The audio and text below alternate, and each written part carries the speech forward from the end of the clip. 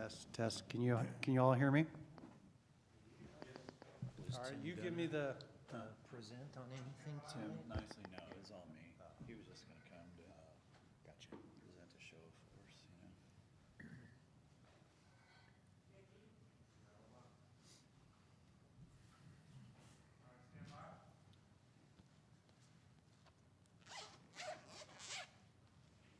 Does that mean go? Okay. Welcome. This is the Carpinteria Groundwater Sustainability Agency Public Meeting number 3. Thank you for coming out. This meeting is also being live streamed on YouTube. The link can be found on our website at carpgsa.org. Tonight, the speaker will be Dave O'Rourke from GSI. He's a member of our technical team. And as I said, he'll be presenting an overview of what we call the sustainable management criteria. And this leads into the next 2 meetings, I believe, where we'll be talking about specifics and about the Carpinteria Groundwater Basin. But tonight we'll be kind of given an overview of what the process of developing the sustainable management criteria will be. And these are important because they are basically defining how we measure undesirable results in the basin. So if you think about it, how we do that is going to define whether or not we are in sustainability or not in sustainability with respect to the groundwater basin. And if we are not, then that triggers another thing called projects and management actions, which we'll talk about later. But it's important. It's sort of the foundation of Sigma. So with that, I'm going to hand it over to David, and he's going to present. And at the end, we'll do a Q&A. We'll have a panel table. We have Robert Marks here as well as a member of the technical team, myself. I'm sorry, I didn't introduce myself. I'm Bob McDonald, the Executive Director for the Carpinteria GSA. And so we'll try to do our best to answer your questions at the end. All right, thank you.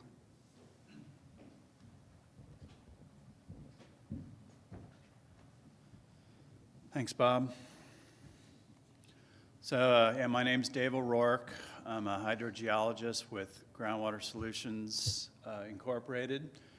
We're one of the technical teams supporting this project. Robert Marks from Pueblo Water Resources is also on the team. A couple of my colleagues, Tim Nicely was going to come tonight, but he's ill and he thinks too much of you fine people to expose you to any germs.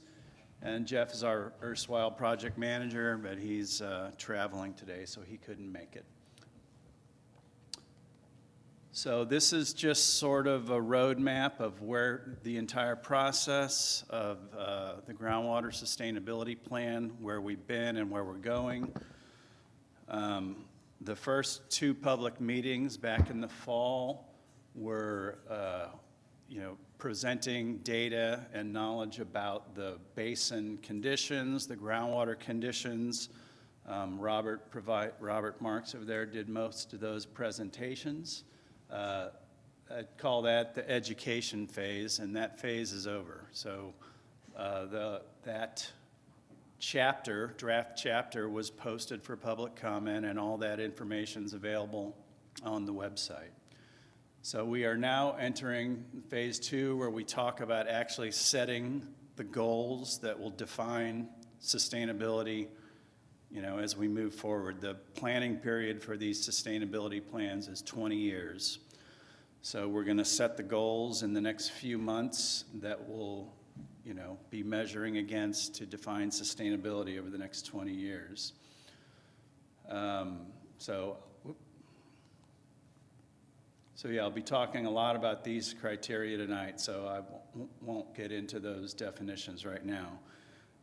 After we've finished the sustainable goal setting part, we move to the sustainability plan, where we talk about projects and management actions that the district and other stakeholders may undertake to achieve sustainability. A project might increase supply, a management action might decrease demand, And then we'll be talking about costs and schedule on that. And then in the fall, we will submit the final GSP. There will be a public comment period for the entire document to be reviewed.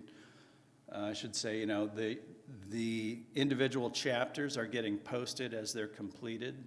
So chapters 1 and 2, which were sort of administrative details and introductory information, those were posted back in the fall.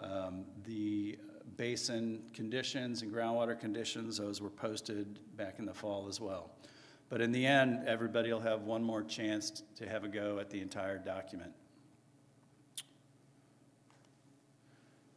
So these are the next couple of workshops that we're going to be doing. These are all dedicated to various, sections of the sustainable management criteria. Tonight's and then the next 3 are all going to be about defining these things. And so tonight's information, I'm not going to be talking about anything specific as far as numerical goals. We're going to be running through what all the Sigma definitions are. I'm going to be giving examples of sustainability goals for the different sustainability indicators. Kind of getting ahead of myself with the vocabulary right now, but now through April, we'll be discussing the sustainable management criteria, and then after that, the workshops will address projects and management actions and implementation. So I'm going to give you an overview of the sustainable management criteria, as it's defined in the Sigma legislation. The first point to make is that, Sigma was defined to be a grassroots, sort of ground-up management process. This isn't DWR, commanding what has to be done from the heights. It's actually the stakeholders that drive it. It's you guys that will actually, agree on what you want to define as unreasonable, what you want to define for these thresholds. All stakeholders are to be involved. Everybody, listed here: public water systems, agricultural interests, planning agencies, environmental, surface water users, of which there are none in the basin, disadvantaged communities, and environmental justice has to be considered, the tribal communities. So the point is, everybody, all these stakeholders, everybody wants this resource to last for 50, 100 years. If you're a farmer, you probably want your kids to be able to, follow in the same business. So that is the goal. Again, it's not a top-down from DWR. It's intended to be ground up from the stakeholders. Okay, the first most important definition is sustainability indicators. These are 6 different conditions of groundwater that might be impacted through groundwater management. Each one of these sustainability indicators will have to have a criteria defined that will quantitatively define what an undesirable result is. So I put seawater intrusion first because that's likely to be the driver in this basin because we're right on the coast. There has been water level declines documented. And if you let that go on too long, you can induce migration of saline groundwater into the basin. So that is the big thing that we're probably going to be focusing on to avoid. Chronic lowering of groundwater levels is just exactly what it sounds like. If you've got a well and you're watching the water level decline year after year after year, you want to stop that. To be sustainable, it's got to level out, right? Now, that doesn't mean we need to recover conditions to the way they were in the 1960s or something, but it does mean we want to try and stop any persistent declines that we've seen over the recent 10, 20, 30 years. Reduction of groundwater and storage is the third one. That is highly correlated with groundwater levels. Clearly, if your well has a lower water level, then there's less storage in the basin. And as I will get to, you can pretty much have the same criteria for these two. That's the way it's been in a lot of other basins. Water quality degradation, this is intended to be a separate issue from seawater intrusion, which obviously also, is a water quality issue. Water quality degradation, it's really more to keep an eye on the water quality. SGMA isn't intended to manage water quality per se in the basin, but the district already has a monitoring program where they sample a set of wells, and there's a lot of good historical data. So the idea is to keep groundwater management from changing, or degrading the water quality in the basin. But it's important to just say that, SGMA isn't intended to improve water quality or really manage it directly. This is more of a monitoring issue. Interconnected surface water depletions are if water levels go down near a creek that is a gaining stream, it could conceivably cause a greater amount of flow from the creek into the aquifer. So that's a fifth indicator that has to be addressed. And then the last one is subsidence. If you, like in the Central Valley, this is a big deal, clearly, like by Tulare Lake, it's dropped 60 feet, over the historically observed conditions. It's not really it's not a historical issue here, but it needs to be addressed, and we'll talk about it briefly. So, measuring sustainable management criteria, for each one of these, there's got to be criteria defined. For chronic lowering of groundwater levels, it's pretty obvious. You go measure the water level in your well, and you do it consistently over the years. For most of the rest of these, I'll say SGMA does allow water levels to be used as a proxy in case you don't have the ability to apply a more sophisticated measurement. But so for example, reduction of groundwater storage, as I mentioned,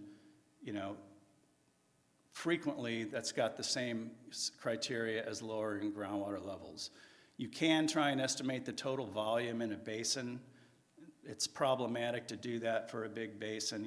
There's storage coefficients that aren't known, but it can be looked at with just groundwater elevation. Water quality degradation, this is the one that water levels cannot be used, but generally you just check water quality in the key wells that you've identified. Land subsidence, if DWR has a satellite-based data program going that measures subsidence quite precisely and accurately. So that is what is generally used to measure the criteria for subsidence. Interconnected surface water depletions, it's very difficult to measure the rate of depletion from a creek to the aquifer. DWR, it's moving toward modeling, modeling this parameter. But in the meantime, you can just find a well that's right by a creek and just measure that water level. In this basin, it's not really as significant an issue because most of the creeks here are dry, in the summer. They pretty much function as storm drains. They're not gaining streams. They're not receiving water from the aquifer. And seawater intrusion, like I said, that is probably going to be our driver. It will be measured from a concentration contour of chloride or total dissolved solids. It can be measured by monitoring water levels along the coast if you don't have a better way of doing it. Now the district has more sophisticated ways of doing it. They've got some conduction surveys and some monitoring wells that are keeping an eye on it. But so that's how each one of these sustainable management criteria can be measured. All right, there's a lot of definitions in play. I'm just going to run through them. A sustainability indicator, that's basically those 6 things I just talked about.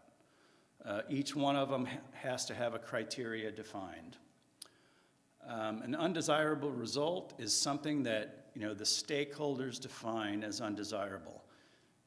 Ultimately, it gets a quantitative measurement in terms of the minimum thresholds, but really it can also sort of be a more qualitative description. Like an undesirable result would be, well, if we get, you know, salty water coming in the district's wells, or we get salty water coming in agricultural wells.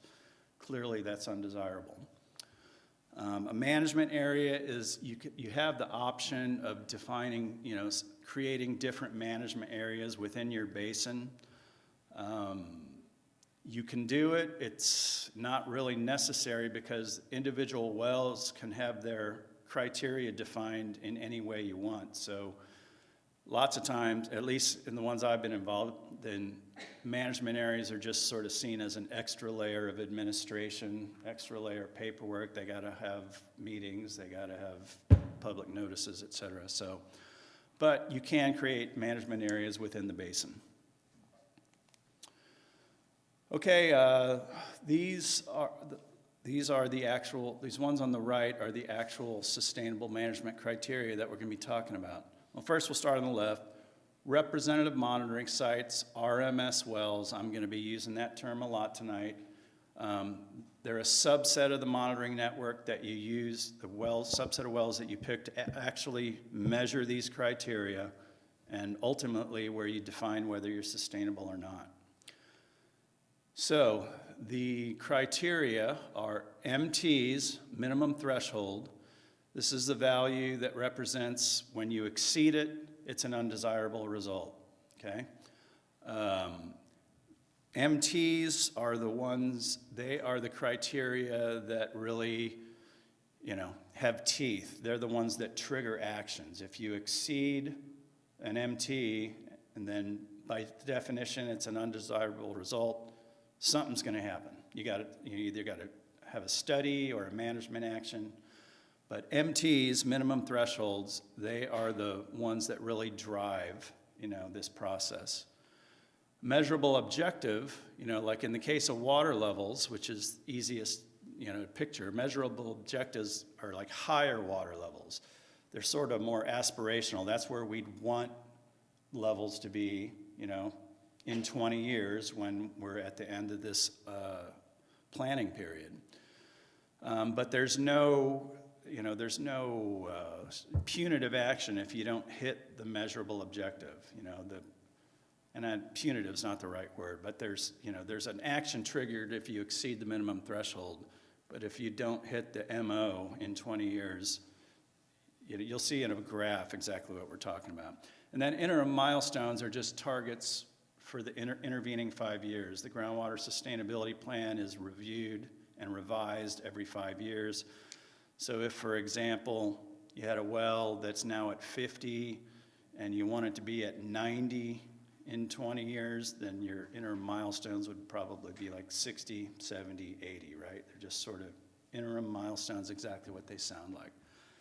But again, the important thing is that MTs are what really drive, you know, the actions in the GSP, and MOs are just sort of a little looser, aspirational, like where you'd like it to be. So this is just sort of a relationship of those acronyms I just went through. So sustainability indicators, that's the big overarching term, and that's, so like in this one, it's, you know, this is the water level declines. Sustainable management criteria, those are what you define as your management criteria for the sustainability indicator. And then MOs, MTs, and IMs, those are the SMCs. Those are the ones we define. And in this case, for water levels, if you drop below, you know, I use the term exceed minimum threshold. Really, it's if you drop below it, that's going to trigger something to happen. You know, either a study to find out if it's really an undesirable result, if it's serious, you know, a management action. So this is just sort of the hierarchy of what I just ran you through for those definitions. So to develop each one of these, SMCs, we start with, examining the conditions of the basin. We've pretty much done that. That's what Robert has presented in the last couple of public meetings.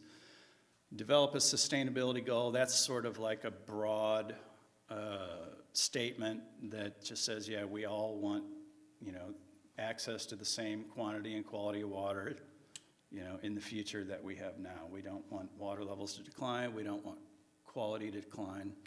You define your undesirable results. You define your minimum thresholds, and then you define your minimum objectives. And this lays it out as a 1, 2, 3, 4, 5. In reality, there's a lot of iteration to this process, especially for the undesirable results and the MTs. There's going to be some iterations over the next 2 or 3 public workshops where we, propose a couple of options, see what people think, maybe go around a couple of times before we hopefully reach consensus. Also, this can be an iterative process over the 20-year period, like Bob and I were talking about. Let's say we set a minimum threshold in this well, and 5 years from now or 2 years from now, we exceed it. The water levels are lower. Well, we might go look at it and say, you know what, there's really no undesirable results going on around here. Nobody's being affected. Nobody's yield has declined. None of the other wells around, none of the other RMS wells have got this problem. So when the plan is revised in 5 years, you guys have every right to, revise that MT and say, look, it was the first time we did it. We set this thing too high. It ought to be 10 feet lower because there hasn't been anything observed that's undesirable. So both within the, this planning process of the next 6 months and the long-term planning process of the next 20 years, there's going to be some iterations of this. This is just things that have to be addressed for each sustainability indicator. You got to present your data and your rationale and your analysis, of course. You got to describe the relationship between the minimum thresholds you pick and the indicator, that it won't cause undesirable results in adjacent basins, how it could affect property interests, like, if we set this water level, this MT this low, it could result in the district not having enough water to pump, or it could result in farmers not being able to pump as much as they're accustomed to, which would affect their property interests, So that sort of thing has to be specifically identified. The interaction with state and federal standards and how you're going to measure the MT. This is just this is like an outline of the chapter for each indicator. Okay. I'm just going to talk briefly about RMS wells. Again, that's representative monitoring site wells and the sustainable management criteria. The main point of this slide is that the RMS wells, it's where everything comes together. That's where everything's measured, okay? RMS wells are a subset of the entire monitoring network. The district currently monitors about 40 wells, quarterly, semi-annually for water levels, and a smaller number for water quality. But, so that's about 40. The entire monitoring network, they develop water level maps out of those 40. But the RMS wells will be, it's fewer. And those are the ones where you set the criteria, you define, the values that you want to define the sustainability. So it's important to pick the right ones. You don't want to pick one that's like, we're not sure that data's right. Well, that'd be a bad one to pick. I'm going to go over the criteria you want to see. But as far as, setting the SMCs, the sustainable management criteria, the MOs and the MTs, you define them at the RMS wells. And you check the data at those RMS wells over the next 20 years. If there are projects to be implemented, perhaps to increase supply, you measure the effectiveness of those projects at the RMS wells. If there's management actions to be applied, you measure it at the RMS wells. So it's, the RMS wells is where everything is defined, everything's measured. And what you want to see in an RMS well, again, this is a subset of the larger monitoring network. Again, they got about 40 in the monitoring network, about 10 or 15 will be considered for our RMS wells. When we come in here in a month, we'll present you our recommendations for the RMS well network. You want them spatially distributed. You don't want a big cluster in one area and a data gap in the other. You need to actually, check the physical wellhead of the well, make sure it's accessible to measure. It's good if it's got a long period of record, so you can look back in history and say, well, here's what it was in the 50s or the 80s or, the droughts that we're aware of. It's good if you've got well construction details, depth, screen interval, and it's also very good if it's just a dedicated monitoring well. Now, all of these qualities that are desired, that's sort of perfect world stuff, In reality, most of the wells that we'll choose as RMS wells are used, for some sort of supply. Almost all of them will have pumps in them. Some of them will have better periods of record than others. We have well construction details on a lot of them, but a lot of them we won't. So, maybe in 20 years, the RMS network will be all dedicated monitoring wells, but, DWR knows that's not the case now, and that's not mandated that these aren't requirements. That'd be nice.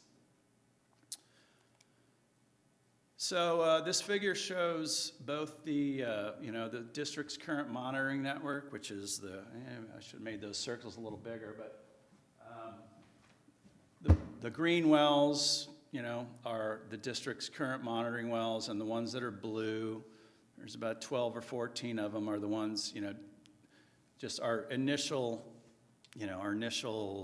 proposal for RMS wells. This is draft, these aren't final. We're gonna consult with Bob and Robert and, look a little harder at the hydrographs and the construction details that we have. Like I said, when I stroll in here in a month, we're gonna have a list of what we recommend the RMS wells be. We more or less sort of tried to put one in each section, but again, it's a subset. We're not doing all 40, it'll be 10 or 15. And that's where everything's gonna be measured and defined in the future. So we'll give you details on that in a month. All right, now I'm going to go through one by one each of these sustainability indicators, the 6 that I showed earlier. Again, we'll start with seawater intrusion because being on the coast, that's likely to be a big driver in this plan. Example of undesirable results to be avoided would be, of course, I mentioned earlier, if saline groundwater, hits agricultural wells, and it could affect crop yields, it could affect the agricultural economy in the county here. That's clearly undesirable. If saline water reaches the municipal wells, it could impact water quality, for potable supply, could require more treatment, cost more money. Also clearly an undesirable result. Now, the way that this is to be defined is a isocontour line or a concentration contour line. So a line where theoretically all the concentrations are the same. And it'll probably be, I don't know yet if we'll use total dissolved solids or chloride. They're both, they're very correlated. But we'll pick one of them and we'll pick a concentration, and then we'll draw a line on a map. Now, when we were first talking about this, I sort of thought, well, we don't have the data to define these lines. Well, we don't have to have that data right now. We just need to put the line on the map and say, the goal is to keep, let's say, a lot of wells have a TDS concentration of around 800 I was looking at earlier. So, let's just say, okay, we'll pick a line and say, we want the concentration of this line to be 800. So, everything landward side of that line would be 800 or less, and we would allow, TDS to be higher than 800 on the sea side of the line. Now, the location of this line is something else we'll be thinking about. We could just say, look, let's just put it on the coast. We don't want any sort of migration, past the coast. But, that could be a little conservative because, there's not a large number of wells. These two lines are intended to be two options, right? So one of them might be, let's just keep it on the coast. The other one is, well, let's keep it on this side of the slough, run it a little bit inland, and with the rationale being, most of the wells are in here. It won't matter much if slightly more saline water, makes it from the coast to the second line. There's things to be considered if you do that, mainly travel time of groundwater. Now, I'm sure, Robert probably mentioned in the previous talks that, groundwater moves slow, right? It's feet per year generally. So, it might take 20 years to go from the coast to that line. That might be plenty of time, to implement something if you see it, approaching that line.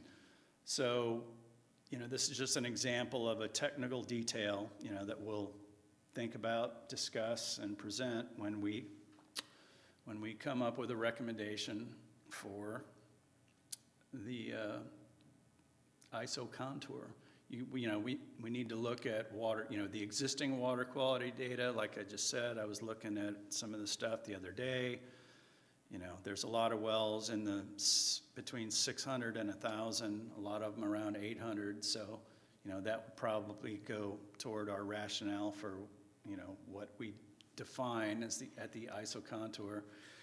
And logistics of future monitoring. I mean, like I said, it's one thing to, put this line on a map, which we can do for this plan. Ultimately, though, you got to monitor and verify that you're in fact doing what you say you do. So, how many lots or potential well locations are there along this line? That's part of what we'd think. Now, I do know that trying to put wells in on the beach is a tough sell to the Coastal Commission. So,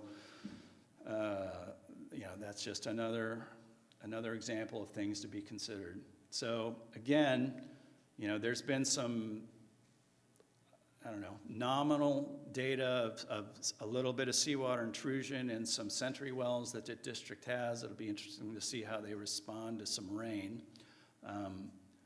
But this is one we'll be coming in with some specific recommendations in the next couple of meetings.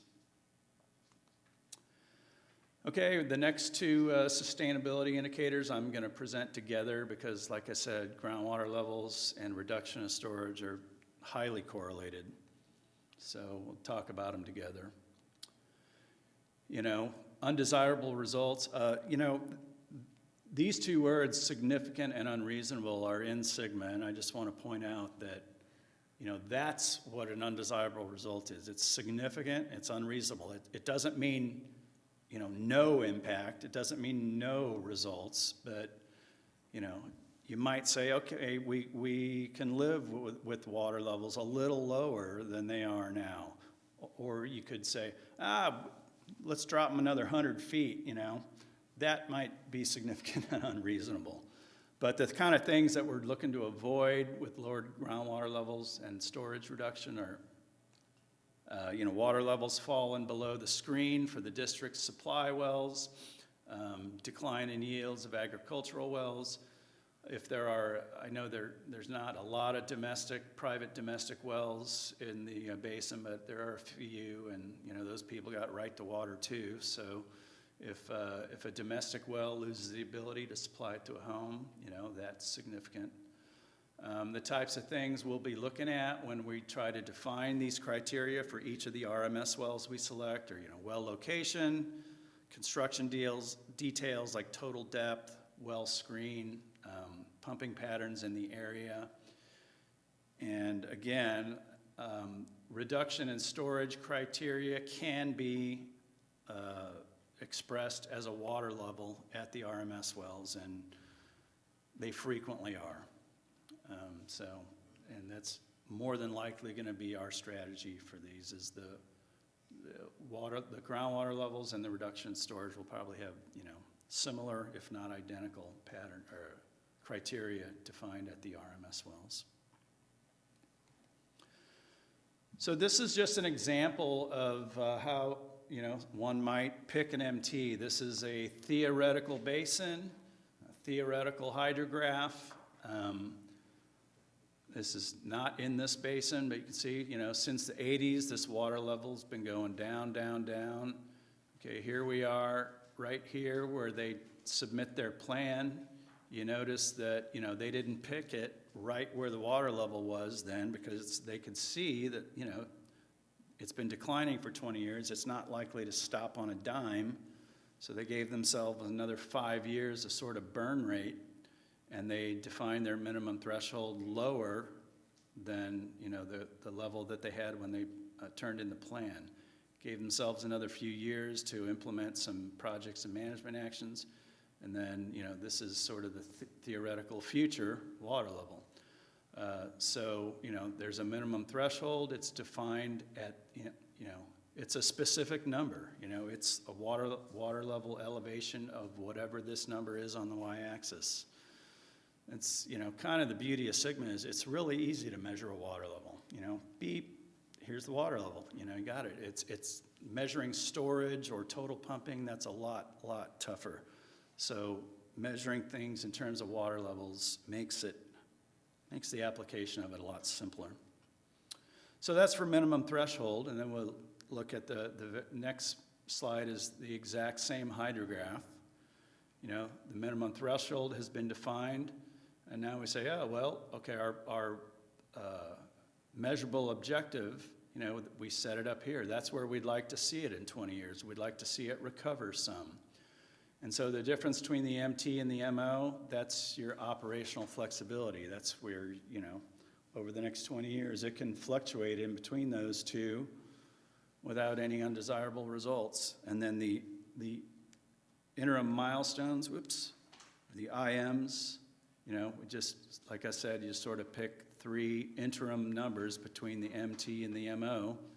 And we'll come back in 5 years when the plan's revised and say, yeah, we're at that interim level, or no, we're not, but we think it's going the right way, or maybe we need to make an adjustment in the plan. But those are the, MTs are the low level. So like, let's say we get 10 years out and, our IM is up here and we're like down here, then we got problems, right? But 5-year revisions it's adequate to sort of catch things like that before they get too far down the road. So again, these are just fictional theoretical hydrographs. I'm going to show a couple of hydrographs that are from this basin. This one has got water level data back to the 40s, which you gotta love that. And the left y-axis is depth to water, so that's that's what you measure from the top of the well, and the y-axis on the right is groundwater elevation. Which, it's the same trace. It's just here it's referenced to sea level at 0. So the point is you could pick any number of possible MTs. We could say, well, here we are at the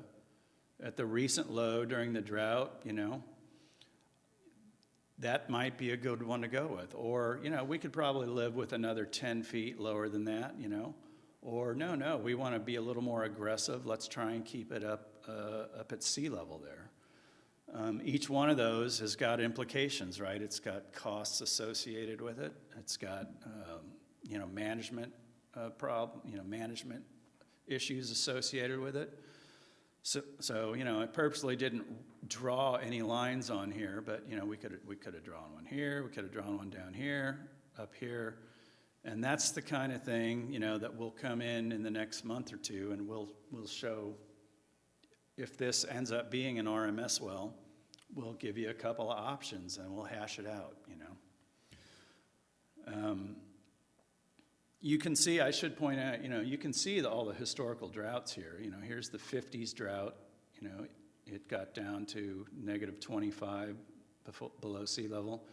Here's the 90s drought, just barely dipped below sea level, but you can clearly see, the depression in the water level. And, here's the recent drought. And it does look like there's been some declines since the early 2000s, but, this drought, water levels are just barely lower than they were, back in the 40s. So it's good to get that sort of historical perspective when we try to define these MTs in the future. So here's another one. This one also has data going back to the 40s. And, somebody could with a straight face go, look, the water level was down here back in the 50s, man.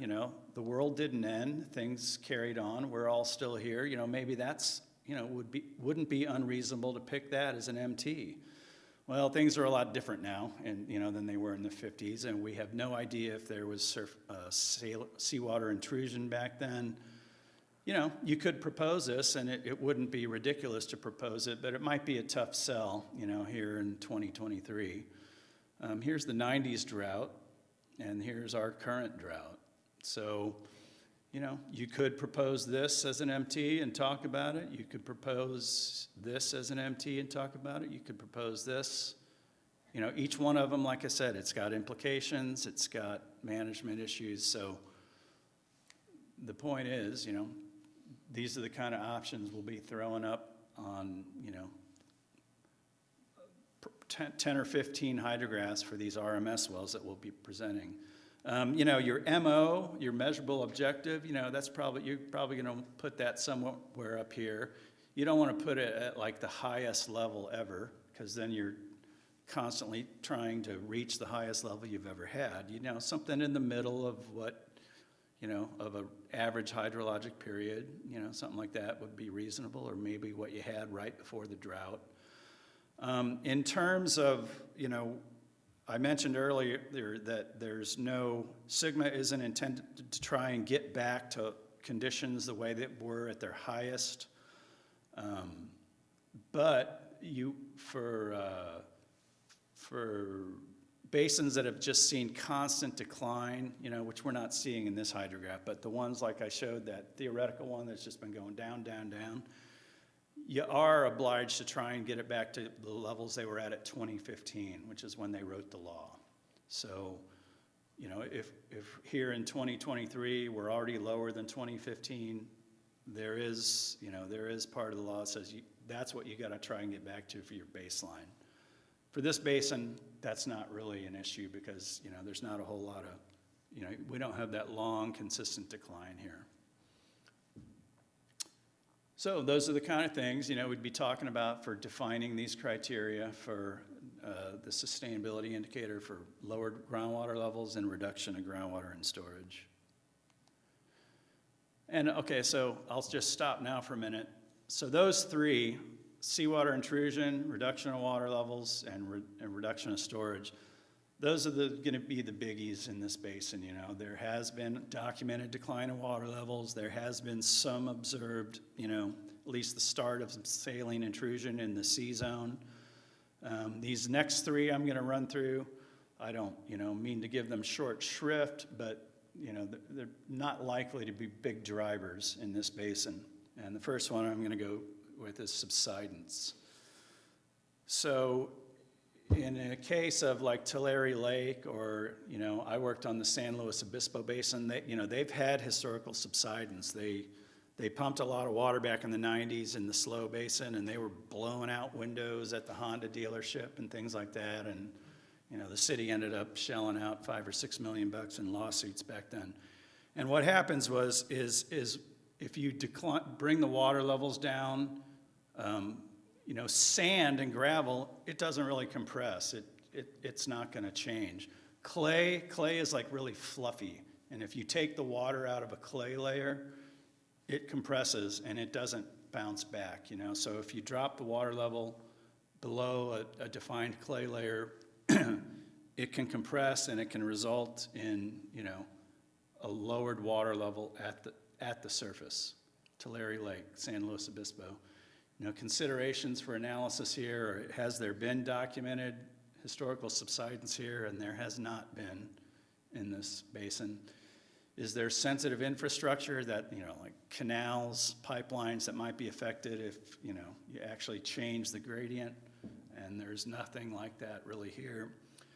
And, well, I'll get into this again at the next picture, but the DWR has got this satellite-based data collection system. It's called INSAR, and that's what everybody's using to define their criteria. You know, a significant and unreasonable, undesirable result would be causing damage to commercial or residential properties, critical infrastructure. Again, it's not been an issue here in Carp, but doesn't mean we still have to address it. So most of the GSPs, and I'll go ahead and say all of them, at least that I've seen, they define their undesirable results based on this INSAR data. You know, they say we only are going to allow, you know, less than, I forget the numbers, yeah, 1/10 of a foot of observed subsidence over a 5-year period, something like that. And, you know, they run this INSAR data every year, or maybe twice a year, and that's what they use. They're not really measuring water levels to define this criteria. It's going to be satellite-based data.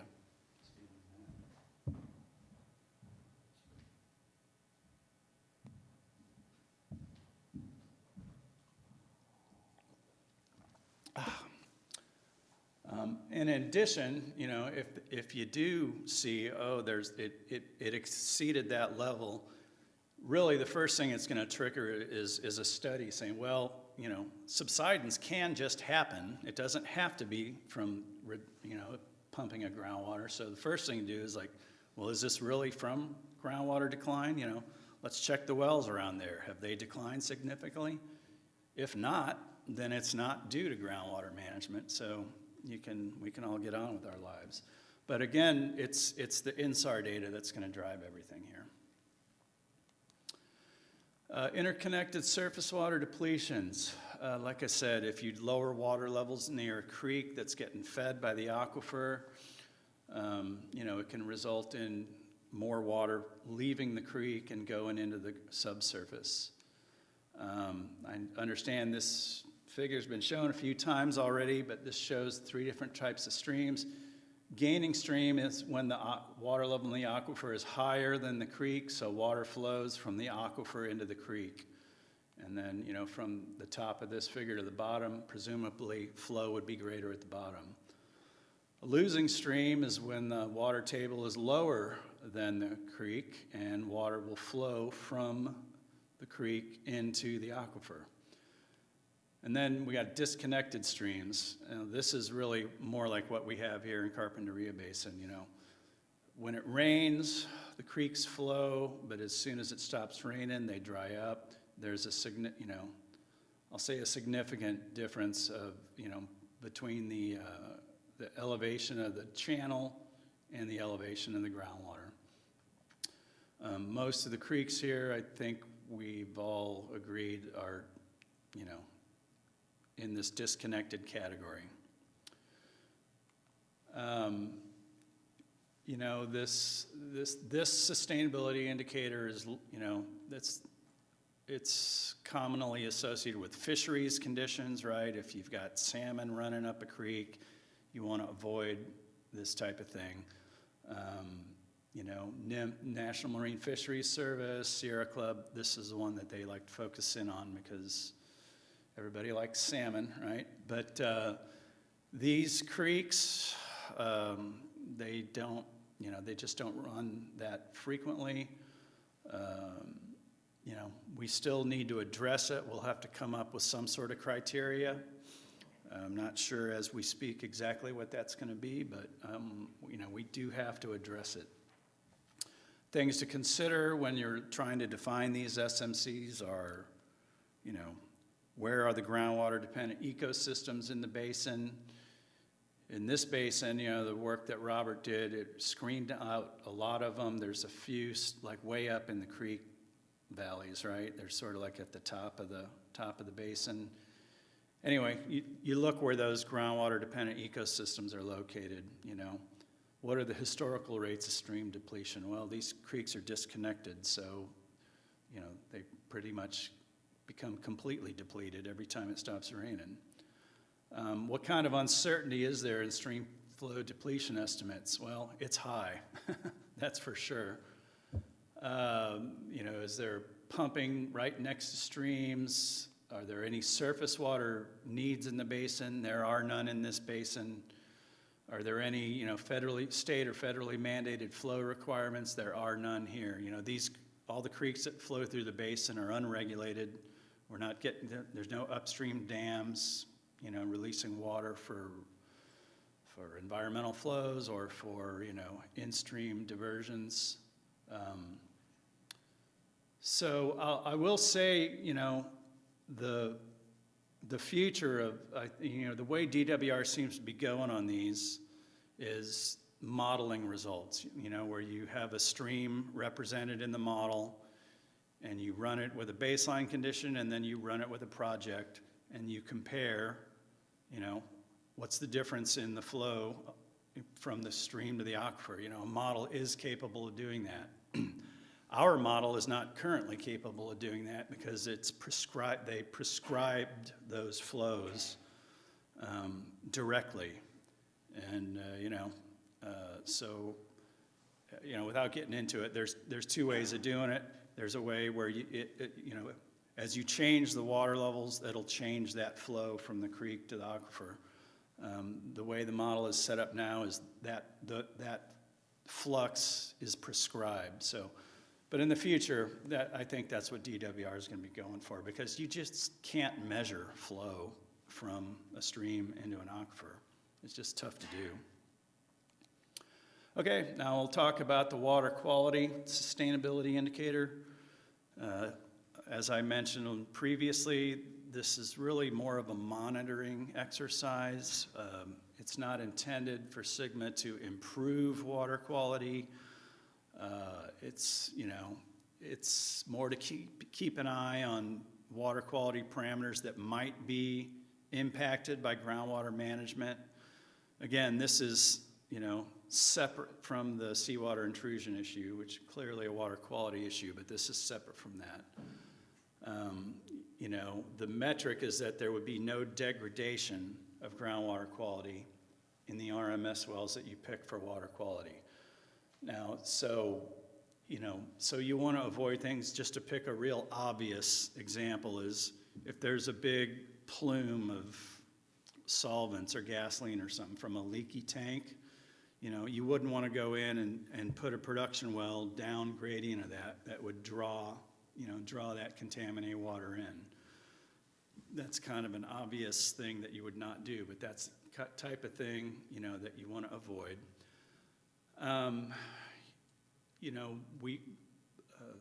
we want to check the number, you know, if there are any impacted supply wells, if there's historically increasing trends of concentration. You know, the constituents of concern that are probably going to be addressed in the GSP are, you know, TDS and chloride, which measure, you know, salinity or brackishness of the water. You know, those are largely defined. You know, there's historical data on a bunch of the wells that the district has. Now, nitrate, that's a little different because that's highly impacted by, you know, fertilizer application over time. You know, Back in the day, it was Katie bar the door. They would put as much much fertilizer as they want to maximize their yield. That's changed in the last 10 or 20 years. You know, there's a state nitrate rule now where the ag interests need to, keep track of what they're putting on, try not to over apply so it goes into the water level. So I haven't actually reviewed the nitrate data for this basin yet, but I have in other basins, and it peaked 10 or 20 years ago and has been coming down. But still, I mean, that's not exactly a groundwater management, impact, but it's a land management impact. So, we'll keep an eye on that. Arsenic is, it's got human health issues, so we'll keep an eye on that one. So when we define the minimum thresholds for these, and this is sort of a semantics issue, most of these will really be like a maximum threshold, right? Like you don't want them to go above a certain level, but they're still called minimum thresholds. So if there is a primary drinking water standard, that's generally a default value to use for your minimum threshold. So in TDS, total dissolved solids, the secondary MCL is 1,000 milligrams per liter. I mentioned earlier, a lot of the wells are in the 800 to 1,000 range, so we wouldn't want to define it lower than the historical data indicate, but it's also possible that 1,000, at an individual well, that could be too low. If we look at the historical data in a well and it's 1,100, then that's what we would select for that well, because we're not going to try and reduce the TDS if the natural ambient conditions are higher than what the MCL is. Nitrate has an MCL of 10 milligrams per liter. That's pretty much a default, fallback number for that one. Arsenic has a MCL of 10 micrograms per liter, so that's probably what we would pick. But again, it's not unheard of for natural conditions of arsenic in a well to be above 10. If we look and say, yeah, this thing's been 12 to 15 for the last 20 years, then it would probably stay that. Or maybe we wouldn't pick it as an RMS well. If we're talking about other criteria where there are not maximum contaminant levels defined, the regional board does have a document out on the status of basins along the Central Coast, and they do have basin objectives identified for things like chloride. We're not sure how they came up with some of those numbers sometimes. In several instances, the board has defined a basin objective that's clearly lower than the historical data, for that part of the basin. So if we see that to be the case, we will not defer to this basin objective to set our criteria. We'll defer to the historical data that we see. We don't want to set anything unrealistically low. If there's historical data that says it's higher, that would be the appropriate level to define the MTs at for that particular parameter. So we've been through all 6 indicators now. We looked at seawater intrusion, talked about the things we're going to consider there, lowered water levels and a reduction of groundwater and storage. We talked about the issues there. Then we got to the sort of second tiers in importance. We got the subsidence. We looked at what we'll be doing there. We looked at the surface water groundwater interaction and why we don't think it's going to be a big driver for this basin because the streams are largely disconnected. And then water quality, where we'll basically define them based on either primary health, human health, maximum contaminant levels, or based on the historical data that we've got for those individual wells. So again, when we come in here in a month, we'll be showing you some more specific data with some real numbers and talk about what might be appropriate going forward. But, I'm sure it's going to take more than one meeting to nail all this down. But that is the end of the presentation, except with what's next. Like I said, we've got workshops scheduled in February, March, and April that are specifically to address, various issues associated with the sustainable management criteria, defining them, talking them out, and hopefully achieving consensus. And then starting in May, the public workshops will be about projects and management actions. There's a couple of things that the district has in the hopper for, I won't get into it now, but there's a couple of things going on, increased monitoring, other programs. So you can get on the website, the CARP GSA website, and all of, all like this PowerPoint and all the ones that have been shown so far are on there. The draft chapters that have been published for public comment are on there. And again, I want to mention, if you didn't get on and make a comment about a chapter that where the public, I think it's a 30-day public comment period. If that's already closed, don't worry, you get another bite at the apple when we publish the whole GSP, in about 6 months. So that is the end of my presentation. So,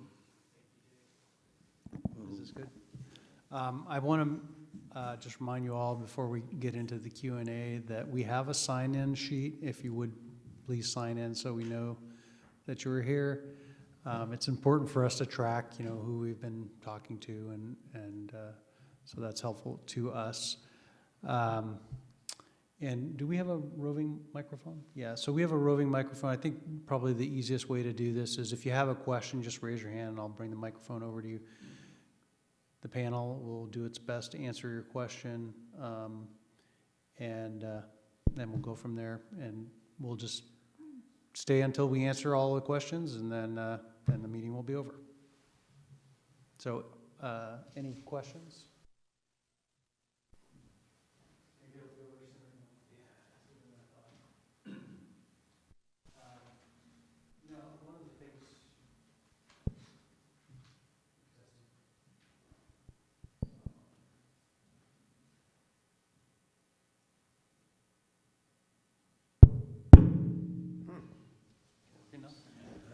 All right, testing there, that's much better. Get the attention of the microphone. I guess one of the questions or one of the points that Dave made that I just want to talk about a little bit more, and it's been a topic within the technical team, and that is since seawater intrusions is probably going to be the driver in this basin for SMCs and projects and management actions, is how we measure that. And we looked at a slide where he said there's a line that we call it an isocontour, where we establish some minimum threshold, and we say this line, if the water quality hits the minimum threshold, we need to do something. And that's one way to do it. But I think in passing you might have mentioned that water levels are also a mechanism to do that, and I want to ask the panel to kind of talk about how those relate, because water quality or salinity and water levels don't, at least in my mind, intuitively relate to each other, but they actually do. And so, Robert, maybe you could take a stab at explaining just what you need in the way of water levels at the coast to make sure seawater is moving in the right direction, which would be out, or at least not moving in the wrong direction? Yeah, so the fundamental issue with holding back seawater from intruding into a groundwater basin is the fact that seawater, because of its dissolved solids content, is denser than fresh water. And the deeper you go, the more those densification factors affect it. So in order to hold back seawater, which is denser than fresh water, you need to achieve in the basin, and let's say we're talking about the coastline, and we want to, for purposes of discussion, let's say we want to ensure that we don't want to allow seawater to migrate past the shoreline. We need to achieve water levels in the aquifer system that are high enough to overcome the density differences of seawater.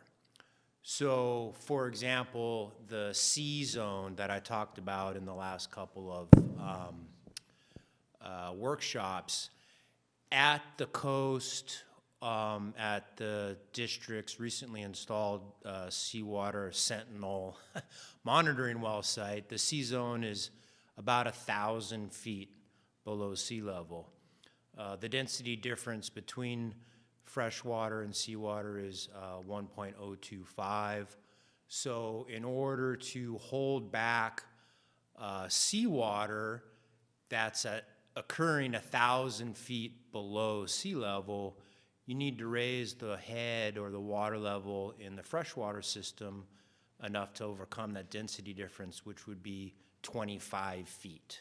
So in order to hold back seawater that's occurring 1,000 feet down, you need to get the water level up 25 feet. If you're talking about the B zone, which is a shallower zone, let's say 500 feet, it's more like 800, but the math is easier if I say 500, then we need to get the water level in the B zone at the coast at about 12.5 feet above sea level in order to overcome those density differences. So I think that's... Yeah, and so why would we pick that method over, say, drawing a line in the sand and saying we just don't want to see concentrations go above a certain level? Well, primarily because, as Dave mentioned, water levels are much easier to measure and monitor. Right now, there are really no monitoring wells in the basin that could be used to monitor the location or position of a chloride, a water quality isocontour in the basin. And in fact, if we do have seawater intrusion occurring in the basin right now, the first well, other than the Sentinel well that the district drilled a couple of years ago, the first wells to get impacted by seawater would be either one of the district's production wells or one of the agricultural wells. So, you know, we don't know exactly how the SMCs for seawater are going to go here. We're still working on that. But it may be a combination of using water levels in the Sentinel well, and the district is planning on drilling a couple of more Sentinel wells on the coast, as using a water level proxy, and then having the isocontour there that's required by SGMA. We have to put an isocontour on the map. And then part of the GSP's implementation plan would then include drilling of some monitoring wells that would be capable of monitoring the position of that isocontour. Good. Oh, let me bring this over there, Jim.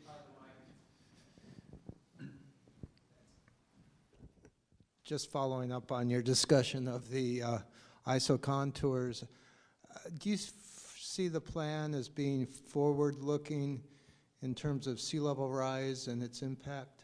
Yes, absolutely.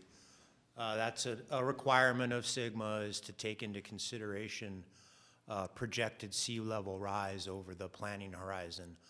I think that the numbers are something like 15 inches or so in the next 20 years and a couple, 3 feet or so at the end of the planning horizon, something like that. So yes, absolutely, we have to take that into account. And the way we're gonna really analyze a lot of this is with the projected groundwater modeling scenario, which I'll be discussing a little bit at the next workshop, where we're developing a future scenario that starts in 2021, actually. We had to cut it off somewhere. And it goes out to 2073, which is the, assuming the GSP is adopted in January of 2024, the model scenario goes 50 years beyond that. And in that model scenario, we are increasing the level of the sea level in that model scenario. So we'll see the effects of sea level rise. You know, the numbers that I've just mentioned are relatively small compared to, you know, the tens of feet, 20, 30 feet of water level change that we see at the coast. But it is definitely taken into consideration.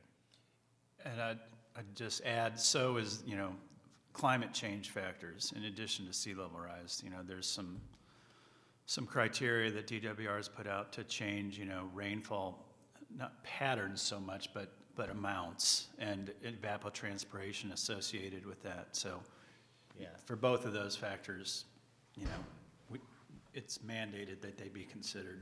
Yeah, that's right. Yeah, so the various climate models that have been done, DWR has sort of wrestled them together and come up with what they refer to as change factors. Sea level is one of those change factors. Precipitation, changes in precipitation is another change factor, as is evapotranspiration or increasing temperatures. As it turns out, and again, I'll talk more about this next time, but those two numbers essentially offset each other in this basin, meaning DWR change factors suggest that we can expect to see somewhat marginal increase in rainfall over the next 50 years on average, about 6% or so. But we have a commensurate increase in evapotranspiration as well, so it sort of comes out to be a wash over that 50-year period. Any other questions? I do also want to, I know we don't want to get too far ahead of ourselves, but I wanted to have you, the panel, talk about how these sustainable management criteria will relate to projects and management actions. So I think the idea from a large picture is you establish, you know, the way to measure sustainability, and then if you find that you aren't in a sustainable state in any of those measurements, then you start looking at projects and management actions. And maybe you can talk about other basins where, you know, this actually happened, where you found that, okay, I think you showed an example, Dave. We aren't hitting the sustainable MTs, and so now what? What do we do? What's an example of a basin that had to implement projects or management actions? Well, I mean, none of them have implemented anything yet. I mean, even the critical basins that they just submitted 2 years ago. But, you know, an example in this basin would be if the model runs indicate that, you know, the seawater intrusion continues to be an issue in the future with current levels of pumping, you might need some injection wells along the coast, you know, to hold back seawater. That would be an example of a project, you know, that would affect that sustainability criteria. You know, as far as management actions, you know, I want to emphasize that the last thing anybody in this basin wants to do is you know, curtail pumping. But, you know, would be remiss if we didn't, you know, address it as a possibility. And I mean, that's a management action. That's like, you know, reduction of demand. If the district was somehow able to really crank up their conservation measures, that would be a management action that would, you know, affect groundwater levels and Or reduction of groundwater storage. recharge would be another. Excuse me? Or groundwater recharge would be another. Groundwater recharge. Well, Right, an injection well is one method of recharge. But yeah, groundwater recharge, ASR, aquifer storage and recovery, where, you know, when it's wet, you grab the extra water and you put it into the ground, and then when it's dry, you pull it back out. So that's subject to management operational criteria. So those are the sort of things that are, you know, projects and management actions that would have to be considered.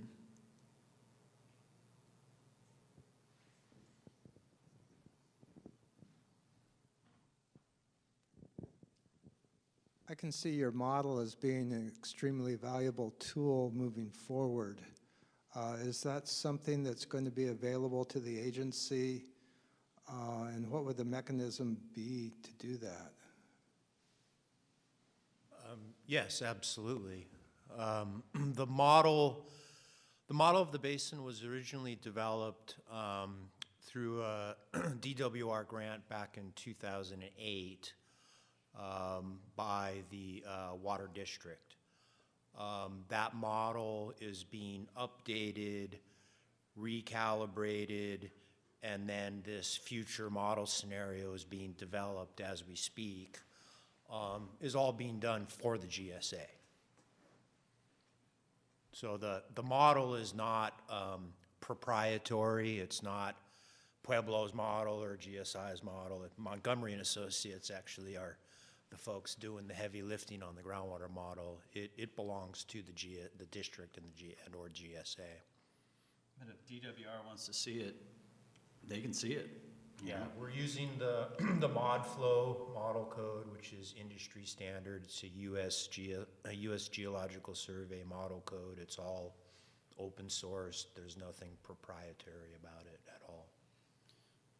And, you know, models, it's hard to keep up with all the, you know, improvements in the modeling code these days. I mean, you know, the GSP is going to get revised every 5 years. I'm quite sure that the model will get revised on that same schedule, you know, because there's constantly new things coming in, you know, in ModFlow and ancillary codes that can be, you know, that are useful that didn't exist in 2008 or 2013 for that matter, you know. Yeah, and the other thing about the model in the basin, so Dave mentioned, for example, the way streams and creeks are treated in the model currently. Currently in the model, the streams and creeks are solely sources of recharge, and the amount of recharge is calculated analytically outside the model, and then it's stipulated or prescribed in the model. So there isn't, in the model currently, there isn't the capability of simulating interaction between surface water and groundwater. A big reason for that is that when we developed the model initially, there just wasn't the data to support the more sophisticated type of package. So as more data are developed, more grant funding becomes available to support these types of endeavors, I can see those types of, that would be like one type of obvious improvement that could be made to the model probably during the next 5 years as part of the implementation plan, for example. Other possible improvements to the model would be making the model capable of simulated density-dependent flow. So right now, the model just models fresh water, and we deal with the ocean as a prescribed head or a prescribed level. And the way we do that, the way we deal with seawater intrusion, is for every, as the model progresses through time, we raise that level a little bit to simulate the rising sea level.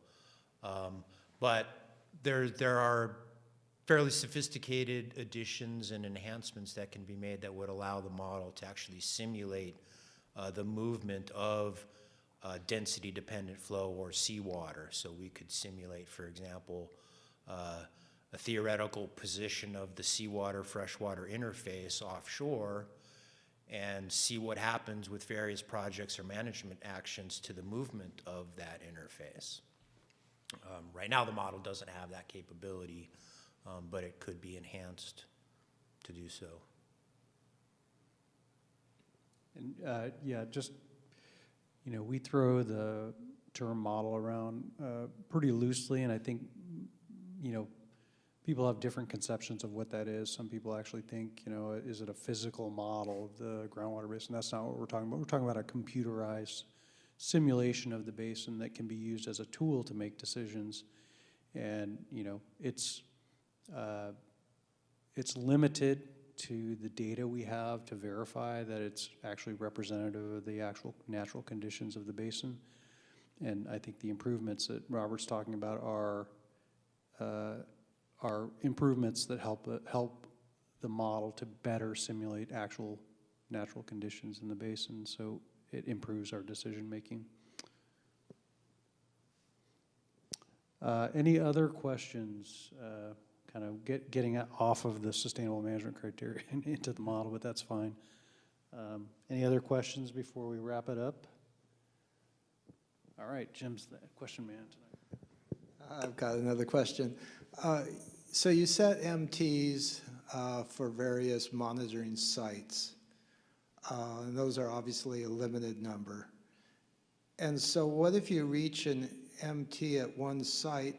It seems that you're making basin-wide decisions on responding to a single site. Is that a problem? I'd say well, it's possible that could happen, but you know, you don't look at each one of those things in a silo, right? You're going to look at them all together. And that was sort of the example I was getting at, saying, you know, if you set an MT and you bust it, you know, almost immediately, well, look around. How are the other wells doing? You know, are they in trouble? So generally, the first thing, okay, I can tell you what I know, what you know, I've seen in the other GSPs I've worked at. That, you know, the thing that triggers an action is not like one time.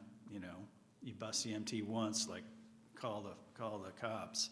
It's, you know, most of them have set up like if it's exceeded twice, 2 years in a row, then something happens. Usually, the first thing that happens is, well, let's study this. You know, is this really a problem? Are the other wells around here declining? If they are all still declining, well, that's what we're supposed to be looking at. That's what we're supposed to be, you know, getting alerted to. If it's one well in isolation, then you start looking around for reasons. Is there local pumping that is really declining water levels just in that tract or that, you know, that section? Is there something wrong with a well? You know, water levels can really decline in a well because of, you know, problems with well construction. You know, so the first thing that happens is you study it and you see if it's really a problem. And part of that is looking at everything else in the basin, or at least everything else in a perimeter around that well. And, you know, if it is regional in extent, then, you know, then you got to start thinking about what to do. But one exceedance of one MT at one well does not trigger a, you know, an irrational response. It's a more measured approach than that. Yeah, and I think it's important to also keep in mind Sigma's timelines. And basically, and correct me if I get any of this wrong, Dave, but the requirement is that the GSP that we're working on now and going to publish by the end of the year has to show that we can achieve sustainability within 20 years after adoption of the GSP, and then maintain it for another 30 years. So that's your 50-year planning horizon. The GSP is going to be updated every 5 years. So in the hypothetical scenario that you're asking about, there will be other opportunities to revise those MTs with the GSP updates. In other words, if it looks like maybe an MT was established as part of the original GSP, but we do some studies and it looks like, maybe we got something wrong, or we picked a well that we didn't know exactly how deep it was, and then we later found out how deep it was, and we found out, oh, you know, it wasn't really representative. The update of the GSP will provide an opportunity to sort of correct that.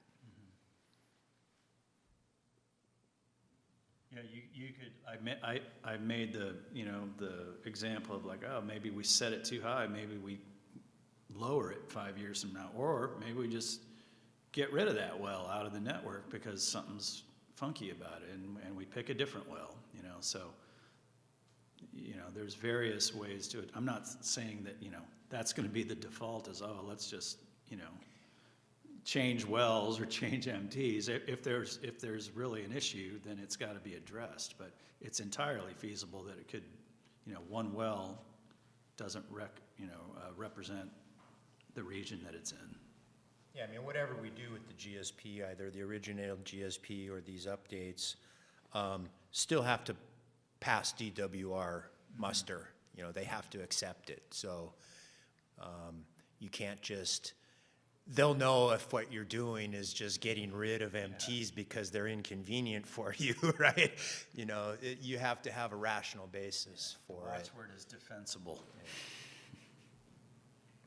Yeah, I was thinking about the reporting aspects of Sigma, and there is ongoing reporting that we have to coordinate with DWR and let them know this is what's happening. So we aren't operating in a vacuum with our own plan.